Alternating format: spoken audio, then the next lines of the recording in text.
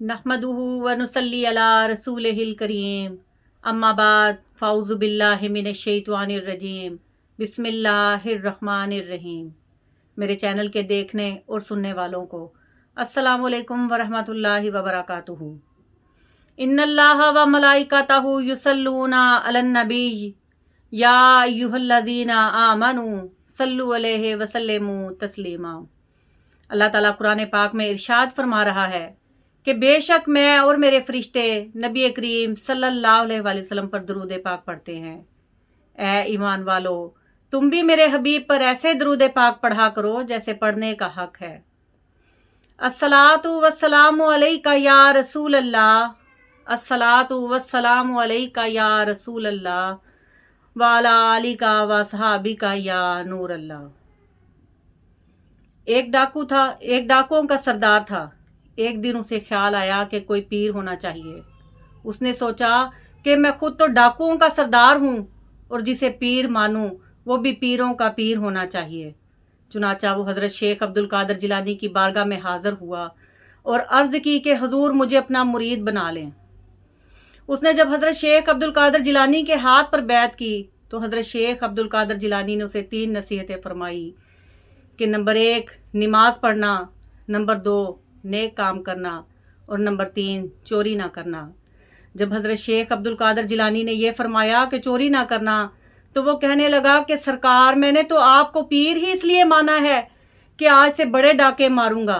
तो शेख अब्दुल कादर जिलानी मुस्कुराने लगे और फिर आपने फरमाया कि चलो ठीक है, मगर मेरी एक शर्त है कि तुम जहाँ कहीं भी हो, कुछ भी कर रहे हो, जहाँ तुम्हारे कानों में अजान की आवाज़ पड़े, सबसे पहले बुलंद आवाज़ से अजान पढ़ना और फिर जमात के साथ नमाज पढ़ना। उसने कहा कि चलो ठीक है। वो बाहर आ गया और अपने साथियों से आकर कहने लगा कि मैं खुद डाकुओं का सरदार हूँ और आज मैंने पीर भी पीरों का पीर मान लिया है, तो आज से डाके भी बड़े ही मारूंगा। चुनाचा उसने अपने साथियों से कहा कि आज हम बादशाह के महल में डाका मारेंगे। जब रात हुई तो वो डाका मारने की गर्ज से बादशाह के महल में दाखिल हो गए। डाका मारते मारते जब सामान इकट्ठा कर लिया तो सुबह फजर की अजान का वक्त हो गया।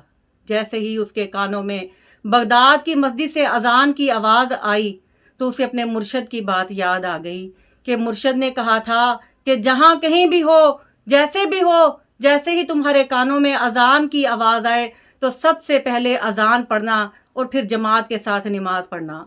उसने इकट्ठा किया हुआ सामान एक साइड पर रख दिया और फिर बा आवाज़ बुलंद उसने अजान पढ़ना शुरू कर दी। अजान की आवाज़ सुनते ही इस महल के बादशाह, मलका, शहजादे और शहजादियां उठ गई और बादशाह बड़ा हैरान हुआ कि आज तक उसके महल में कभी किसी ने अजान नहीं कही, तो ये क्या माजरा है। इधर उसने जब अजान पढ़ ली तो उसने अपने साथियों से कहा कि सफ़े बांध लो और फिर वो जमात करवाने के लिए आगे खड़ा हो गया। जब वो जमात करवाने के लिए आगे खड़ा हो गया और उसके साथी साथ नमाज पढ़ने लग गए तो बादशाह ने आकर देखा कि उसके महल में जमात करवाई जा रही है। तो वो बादशाह, मलका, शहजादे और शहजादियां वो भी आकर साथ जमात के साथ नमाज पढ़ने लगे। जब वो 2 फर्ज पढ़ाकर सलाम उसने फारग हुआ, उसने सलाम फेरा तो वो क्या देखता है कि बादशाह, मलका, शहजादे और शहजादियां सब उसके पीछे जमात के साथ नमाज पढ़ रहे हैं। जब उसने देखा तो बड़ा हैरान हुआ और परेशान होकर कहने लगा कि शायद अब बादशाह उसे छोड़ेगा नहीं। तो इससे पहले कि वो कुछ कहता तो बादशाह ने उसका हाथ चूमा और चूम कर कहने लगे कि सरकार मुझे अपना मुरीद बना लो, सरकार मुझे अपना मुरीद बना लो। तो वो कहने लगे कि बादशाह सलामत, मैं तो डाका मारने की गर्ज से आपके महल में आया था, मैं कोई वली नहीं हूँ। तो बादशाह सलामत ने कहा कि जो चोर होते हैं, डाकू होते हैं, वो अजान देकर नमाजें नहीं पढ़ाते, आप ज़रूर कोई अल्लाह के वली है। तो वो फिर अपने इस हालत में अपने मुर्शद को याद करने लगा और पुकारने लगा। तो इतने में सरकार गौसे आज़म की उसे ज़ियारत नसीब हुई और उसके कानों में आवाज़ आई कि ऐ बंदे, मैं इस वक्त को देख रहा था, इसलिए तुम्हें डाका मारने से मना नहीं फरमाया था, तुम इस बादशाह को मुरीद बनाओ। अब वो हैरान खड़ा था तो सरकार गौसे आज़म की नज़र उस डाकू पर हुई और उसे वक्त का कुतब बना दिया।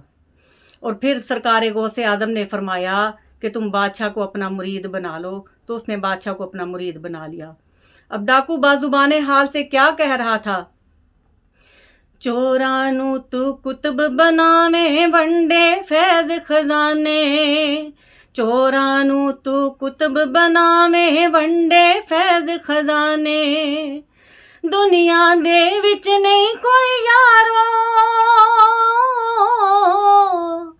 دنیا دے وچ نہیں کوئی یارو، میرے غوث پاک دے جوڑ دا خالی نہ موڑے میرا، بھر بھر کے جھولی ٹور دا، بھر بھر کے جھولی ٹور دا، بھر بھر کے جھولی ٹور دا۔